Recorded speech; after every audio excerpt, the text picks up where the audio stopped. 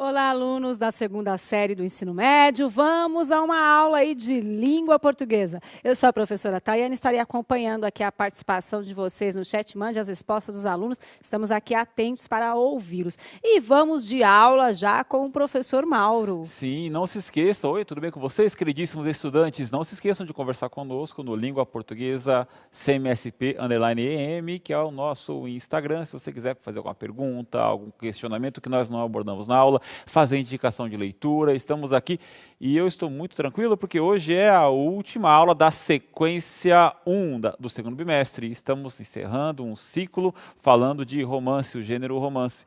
E aí, gostou? Achou legal? Se divertiu? Falamos sobre a Moreninha, falamos também do Memórias Póstumas de Brás Cubas, lemos um trechinho de Alfredo Bozzi, que é um grande teórico da literatura brasileira, um historiador da literatura, e foi bem legal. Hoje a gente vai retomar tudo, fechar um pensamento e propor a leitura de alguns livros, reler outros, e é isso, falar de romance é sempre bom. Lembrando, antes de começar a aula, se você tiver que guardar alguma coisa, é isso. Romance, quando fala de literatura, não é uma história de amor. É basicamente um gênero literário, né? Você tem uma história principal e várias histórias ali acontecendo. Vamos falar sobre isso nessa aula, mas antes de qualquer coisa, professora Tayane, um resumo das habilidades essencial e suporte.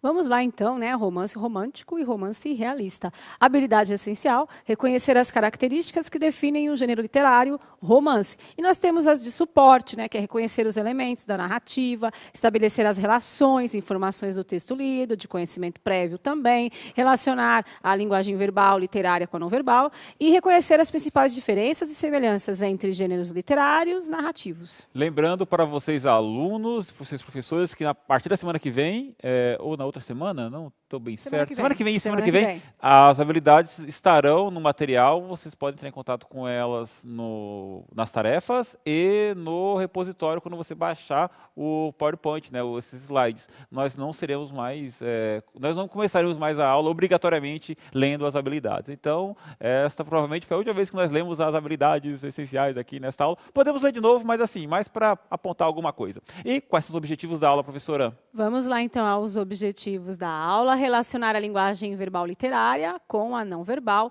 identificar a dinâmica de cada linguagem na produção de sentido, reconhecer a leitura de textos verbais e não verbais, como a possibilidade de acesso a diferentes informações. Relacionar o gênero literário romance a textos não literários, a fim de estabelecer uma relação lógico-discursiva. Isso, lá na página 11 e a página 16, o Caderno Aprender Sempre. Se você não tiver contato com esse material ainda, ele vai chegar nas próximas semanas ou você pode baixá-lo no site da EFAP. Ó. EFAP, joga lá no Google, você consegue baixá-lo, coloca lá Caderno do Aluno, Ensino Médio, material do Ensino Médio.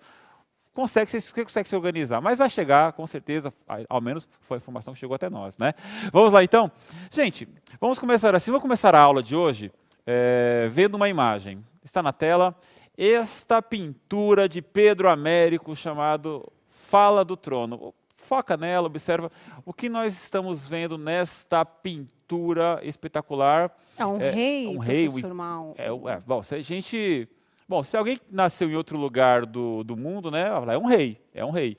Como eu nasci no Brasil, né, eu conheço esse cara. Você conhece esse cara, Eu sei então. quem é ele. Tá com roupas reais ali, né? Roupas Uma reais. coroa. Isso, uma capa, né? Sim, Uma capa, um uma cetro. faixa também, Esse né? cara aí é o Dom Pedro II, o imperador do Brasil no chamado Segundo Reinado. E ele está no que parece ser um castelo, né, algo do tipo. Porque... É um lugar de destaque, né, professor Exato. Mauro? Eu falei, exatamente, você melhorou a minha fala. Eu falei castelo inventando, porque é um lugar de destaque que reflete muito melhor. Como se fosse, ó, ali, tá vendo aquele vermelho ali? Púlpito, né? Isso, dois degraus. Está em pé, um lugar de destaque vermelho. E lá ao fundo, à esquerda, à direita dele, nós temos o que devem ser os súditos, né? Abaixo, nobres, e acima também mulheres nobres, né? Os homens separados das mulheres. Tem uma galeria ali, né, professor Mauro? Sim, isso, uma galeria, exatamente, né? Parece ser um teatro, né? Ou o que é um castelo, não sei.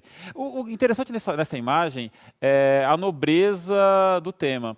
O Pedro Américo escolheu um assunto muito bacana para falar e ele, claro, está falando do Segundo Reinado, mas eu devo dizer para vocês que a escolha deste quadro, desta pintura, da forma como está retratado aí, claro, no Brasil houve um Segundo Reinado, no Brasil houve um Dom Pedro II, no Brasil houve, sei lá, um Castelo Real, mas eu não acredito que o Dom Pedro II seja desta forma, porque está muito imponente. E as pessoas, sim, são imponentes, mas não tão imponentes. Nossa. Perfeito também, né? Nossa. A perfeição de detalhes que perna bonita do Dom Pedro II, né? Ele é todo belo, né? E olha a nobreza. Barba. A barba bem feitinha, né? Olha que bacana. Ele não está olhando diretamente, vamos, entre aspas, para a câmera, né? Ou seja, para quem está retratando ele, a câmera é um pintor, né? Não está olhando para quem está retratando, mas ele, talvez porque o pintor não mereça ser olhado de frente para o rei. O rei, não, eu não olho para você, eu olho para coisas mais importantes, eu olho para o horizonte, olho para além. Ou seja, temos aí uma pintura romântica. Tá? Pedro Américo, ele escolheu uma pintura romântica. Eu vou passar para vocês uma outra imagem agora na tela. Olha só. Carruagem de terceira classe, de Honoré Daumier. Notem que nesta pintura nós temos uma outra escolha de tema. Nós temos, sim, outros personagens. Aí, carruagem de terceira classe. Eu acho que o título do quadro, o título dessa pintura é autoexplicativo, né? Porque você tem aí na frente, frontalmente, 3 pessoas, 4, né? Porque tem um bebezinho de colo, 4 pessoas, e atrás dessas pessoas, nesta carruagem, né? Você tem pessoas sentadas mais ao fundo. Na frente, as pessoas que estão em destaque, nós conseguimos perceber o rosto de 2 dessas pessoas. Tem uma criança à direita de quem vê, né? E uma outra criança no colo. A gente não consegue discernir direito o olhar, o rosto, né, dessas figuras. Note que a mulher da nossa esquerda, à direita do quadro, mas à nossa esquerda, ela está com a criança no colo, e essa criança, a cabeça desse bebê é uma bola branca. É uma bolinha branca. É verdade, as pessoas são meio que irreconhecíveis, Exato. Não tem um traço específico, né? É verdade. E ao fundo, você tem as pessoas de costas, como, sei lá, no trem, no metrô, no ônibus, Amontoado, né? Amontoado. Não sabe quem é quem ali. Olha, eu vou voltar no outro quadro, continuem com o olhar na tela. Olha este quadro, onde você tem uma figura real, centralizada, né, que não ousa olhar para... Ele não está olhando para a gente diretamente, porque ele se acha importante demais. Mas o rosto está bem ressaltado. Exatamente. Ali, os traços, né, do rosto. Exatamente. A coroa na cabeça dele. Sim, detalhes, até da parede ali, riquíssimos tudo. detalhes. Sim. Até que está lá no fundo, eu consigo ver. Dá para ver. Aqui, neste quadro, até quem está em primeiro plano, como o bebezinho no colo da mulher, eu não consigo perceber direito. Sim. Note o tratamento dado ao tema. As cores também. O vermelho poderoso, o azul, o dourado, cor da nobreza. Aqui tudo ocre, tudo opaco, né? Não tem brilho, não tem brilho. Então, gente, vamos lá. O que acontece? No primeiro quadro que temos Dom Pedro I, nós temos uma pintura romântica? Sim, havia romantismo na pintura, claro, romantismo também havia na música, mas estamos as artes conversando. Quando você lê um livro romântico, um poema romântico, estamos falando de romance aqui, né? Quando você lê uma história romântica, um romance romântico, a visão de mundo que o autor quer passar é a visão de mundo que nós vimos agora com o imperador. A escolha de personagens, a escolha dos detalhes. Olha, o personagem do romantismo, ele é um personagem que vamos dizer assim, ele está acima dos homens comuns e abaixo dos deuses. Ele é um ser poderoso, tal qual o Dom Pedro da nossa pintura. Então, quando você estiver olhando, lendo um romance romântico, é isso que ele vai estar mostrando. Os personagens não têm defeitos. Por exemplo, o rapaz diz à mulher que amará ela até o fim da vida, e ele ama mesmo. Agora, olha aqui essa tela. Nesta imagem, nós temos o típico quadro realista. Por quê? A vida real. As pessoas neste quadro não estão indo para a coroação do rei, eles devem estar indo trabalhar ou voltando do trabalho. O cotidiano, né? Olha, tem a família aí, sei lá o que estão fazendo, mas assim, é algo trivial, é algo do dia a dia. Então o que acontece? Quando a gente fala de romance, a gente tem sim o romance romântico e o romance realista. E o romance realista, ele trata dos defeitos das pessoas, as classes sociais mais pobres. Falaram aqui, linha 12, Safira. Quem escreveu? Não, isso aí tá... por favor, né? Então, gente, por exemplo, na segunda aula dessa sequência, a gente falou sobre Madame Bovary, que é um livro que ele é realista. E os personagens lá não tem rei, não tem rainha, e a mulher casa, e ela está infeliz no casamento, porque a vida real é isso. E as pessoas conversam, e se divorciam, e casam de novo, e são felizes, são infelizes, a vida é real. Também falamos numa outra aula, nessa sequência, da Moreninha. Na Moreninha, o grande objetivo de vida daquele casal era ficar junto. E a gente sabe que a vida não é assim. A gente, depois que fica junto, tem que lutar para poder permanecer junto e conversar, e dialogar, e briga, e faz as pazes. A vida não é maravilhas a todo momento. A vida não é assim, desse jeito que está na tela agora. Isso, chegou. Não é assim. Cotidiano, né, professor? A vida é muito disso, mas às vezes isso. Mas muito isso. Tá certo? Então vamos ler agora. Acho que o ideal é aquela outra imagem. Eu queria isso para minha vida. Eu quero isso para minha vida. Eu quero Mônaco, eu quero, sei lá, Paris, eu quero tudo isso. Mas eu estou mais perto disso aqui porque é a vida real, né? São Paulo, capital. Exatamente. São Paulo, capital. É verdade. Mas vamos lá, então. Eu vou ler um trecho agora de um livro, de um autor. Na terça-feira, a gente leu, na terça-feira, última aula, né? A gente falou do Memórias Póstumas de Brás Cubas, do Machado de Assis, que é um personagem que já morreu, e ele volta para contar as histórias dele. Fala, professor, como que isso é real? Se ele morreu, que contar a história dele? Porque, justamente por isso, se ele já morreu, ele pode falar a vida da maneira como ela é, sem se preocupar em estar agradando a ninguém. Ele não precisa ser o imperador.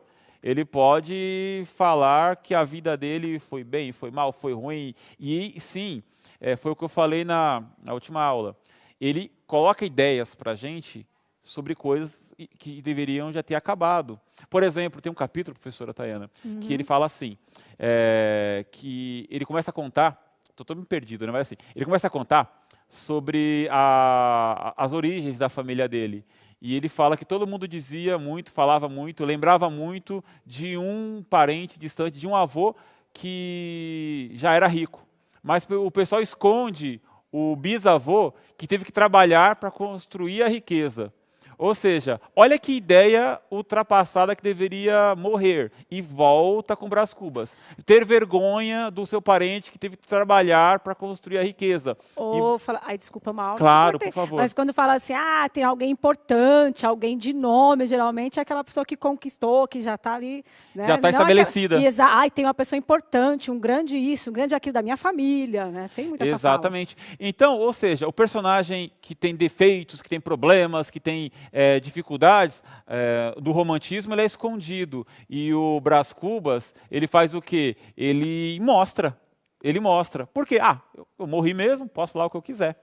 Ou seja, está aí o realismo da história. Ele mostra... E, aliás, cada capítulo deste livro você tem que ler com... Nossa, deliciosamente, com palavra por palavra. Você está me falando, Mauro, eu estou lembrando de tendências, né, realistas, que você estava conversando uma vez.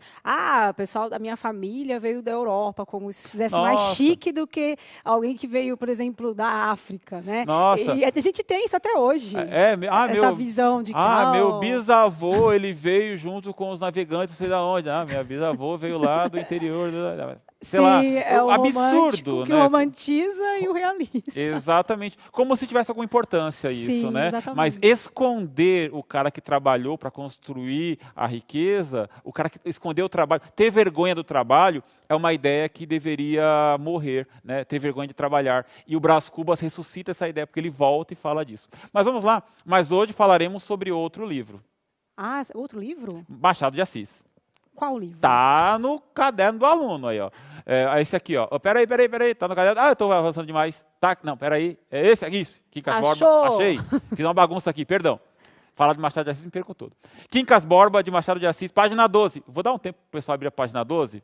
Vai lá até a página 12. Eu vou ler com vocês uns trechinhos desse livro. Página 12, Quincas Borba, Machado de Assis. Voltando para mim, vou contar para você o enredo. Tá? É a história do Quincas Borba? Não. É a história do Rubião. O Rubião, ele recebe a herança do Quincas Borba com a obrigatoriedade de cuidar do cachorro. Qual é o nome do cachorro? Quincas Borba. E quando está indo para o Rio de Janeiro, lá de Barbacena, Minas Gerais, quando ele está indo para o Rio de Janeiro receber essa herança, no trem ele conhece um casal, a Sofia e o Palha. E fez amizade, já fala logo de cara que vai pegar uma herança. E aí a Sofia e o Palha, espertamente, fazem amizade com o Rubião. E o Rubião se apaixona pela Sofia. E a Sofia parece demonstrar que está apaixonada por ele também. Porém, todavia, contudo, entretanto, ela não está apaixonada por ele. O marido dela pede para ela, a Sofia, manter as esperanças do Rubião para que o Rubião facilite empréstimos, facilite a abertura do dinheiro dele para o casal. Então, a Sofia, ela acaba seduzindo o Rubião e não faz nada com ele. Não tem relacionamento, não tem contato, não tem beijo, não tem nada disso. Porém, o Rubião acredita que em algum momento vai ter. E compra o casal, vira sócio do casal. Então, essa é a história. Tá? Que sociedade, hein, professor? Você vê como romance, não estou falando de romance, tem amor aí? Não, tem um relacionamento que é meio estranho, mas é um romance. O que acontece no final, você vai ter que ler, eu não vou falar o final da história para você, não. Se vira, lê o livro. Está domínio público, você consegue fazer na internet, na sua escola tem com certeza, na sala de leitura, biblioteca, vai atrás, lê esse livro, Quincas Borba, do Machado de Assis. Eu aqui vou ler apenas um trechinho, e você, durante essa leitura, observe o narrador e a forma como são descritas as atitudes dos dois personagens. O Rubião, que é o rapaz que recebeu a herança, e a Sofia, que é essa moça que seduz ele interessada no dinheiro. Vamos lá? Capítulo 24, está na página 12. Rubião tinha vexame por causa de Sofia. Não sabia ver-se com senhoras. Peraí, vamos parar essa frase. Fixa nessa frase. O herói da história, o Rubião, não sabia ver-se com senhoras, ele não sabia conversar com mulheres. Então, olha a diferença de um herói romântico. Né? Esse herói aí, ele é tímido. É desajeitado. Exato, é desajeitado. Continuando. Felizmente, lembrou-se da promessa que a si mesmo fizera de ser forte e implacável. Foi jantar. Abençoada a resolução. Onde acharia iguais horas? Sofia era, em casa, muito melhor que no trem de ferro. Lá vestia a capa, embora tivesse os olhos descobertos. Cá trazia à vista os olhos e o corpo, elegantemente apertado em um vestido de cambraia, mostrando as mãos que eram bonitas, e um princípio de braço. Demais, aqui era a dona da casa, falava mais, desfazia-se em obséquios, Rubião desceu meio tonto. Um outro capítulo, capítulo 25. Jantou lá muitas vezes, o Rubião, né? Era tímido e acanhado, novamente a timidez dele. A frequência atenuou a impressão dos primeiros dias, mas trazia sempre guardado e mal guardado certo fogo particular, que ele não podia extinguir, enquanto durou o inventário e principalmente a denúncia dada por alguém contra o testamento, alegando que o Quincas Borba, por manifesta demência, não podia testar o nosso Rubião, distraiu-se, mas a denúncia foi destruída e o inventário caminhou rapidamente para a conclusão. Palha festejou o acontecimento com um jantar em que tomaram parte, além dos três, o advogado, o procurador e o escrivão. Sofia tinha nesse dia os mais belos olhos do mundo. Olha como ele olha para Sofia. fala dos olhos, do braço. Exatamente, ele está apaixonado por ela. E o Palha de olho na herança, né? Arrumando um jeito corpo. Exatamente. Encantado, É coitado. a mulher casada. Isso, casa. Você pensa, Casa. você vai ter um adultério aí. Nem tem, né, professor? Ele acha que vai ter. Pior do que isso. Pior, pior que adultério, não não sei. Eu Olha acho que eu falei. Agora eu me perdi. Mas é isso aí. Mas literatura. Capítulo 26. Parece que ela os compra em alguma fábrica misteriosa, pensou Rubião. Descendo o morro, nunca os vi como hoje. Seguiu-se a mudança para a casa de Botafogo, uma das herdadas. Foi preciso alfaiá-la e ainda aqui o amigo Palha prestou grande serviço, sempre ele, né, ao Rubião, guiando-o com gosto, com a notícia, acompanhando-o às lojas e aos leilões. Às vezes, como já sabemos, iam os três, porque há coisas, dizia graciosamente Sofia, que só uma senhora escolhe bem. Rubião aceitava agradecido e demorava o mais que podia às compras, consultando sem propósito e inventando necessidades, tudo para ter mais tempo, a moça ao pé de si. Esta se deixava estar falando, explicando, demonstrando, seduzindo, na verdade, o pobre do Rubião, tadinho dele. Agora vamos lá, uma pergunta, 1 minutinho para vocês na tela.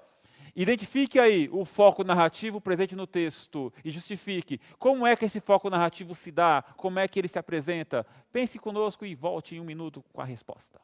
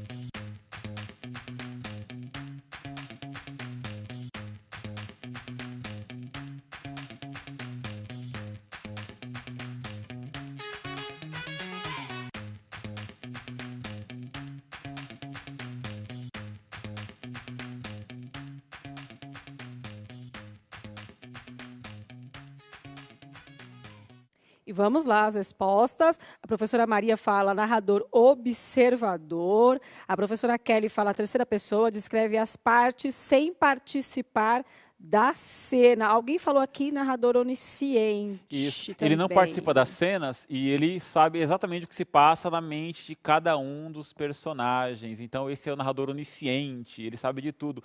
E saber de tudo é importante, porque a gente percebe como é que é o caráter de cada um dos personagens. O Rubião, ele é desajeitado, ele é uma pessoa simples, ele deixa-se levar, né? A Sofia, a princípio, ela parece uma mulher tranquila, bem casada, feliz com o marido, e a gente percebe que há uma dinâmica diferente nesse casamento dos dois. Gente, é um livro espetacular. Machado de Assis, olha, o pior Machado de Assis é excelente, maravilhoso, né? Eu falei o pior Machado de Assis, eu usei pior e Machado de Assis na mesma frase. Ai, não pode, é pecado fazer isso. Tem vários alunos aqui, Mara, só falando o nome deles, né? O Cauã, a Raquel, a Mirelle, a Júlia, participando com a gente, a Camila. Gente, vou falar uma coisa para vocês. A gente está terminando nossa aula e a sequência, e nós falamos de alguns livros nesta aula. Olha, nessa sequência de atividades, não dá para encerrar nenhum desses livros em uma aula, em duas, e quanto mais em uma aula de 25, 26 minutos. Então, vá até a biblioteca. Olha, está aí na tela para vocês a retomada dos livros, olha, retomando os romances dessa sequência. A Moreninha, do Joaquim Manuel de Macedo, Madame Bovary, de Gustave Flaubert, Memórias Póstumas de Brás Cubas de Machado de Assis, Quincas Borba de Machado de Assis. Gente, sobre esses livros, vários outros livros foram escritos, teses, inspiraram outros livros. Então, vá até eles, leia um trecho, leia outro trecho, leia de novo, converse com o professor, faça rodas de leitura e faça as atividades da página 12 e 13. E por falar em página de leitura, mão na massa. Faça as atividades da página 14 do Caderno do Aluno Aprender Sempre e faça o resumo esquemático. O quê? Diferenciando o que é romance romântico, romance realista e o que é o leitor que é interessado nesses livros. Ou seja, o resumo do que foi a nossa aula. Uma espécie de mapa mental. E, claro, faça uma roda literária virtual. Leia um desses livros, escolha o que for de seu agrado. Leia um capítulo.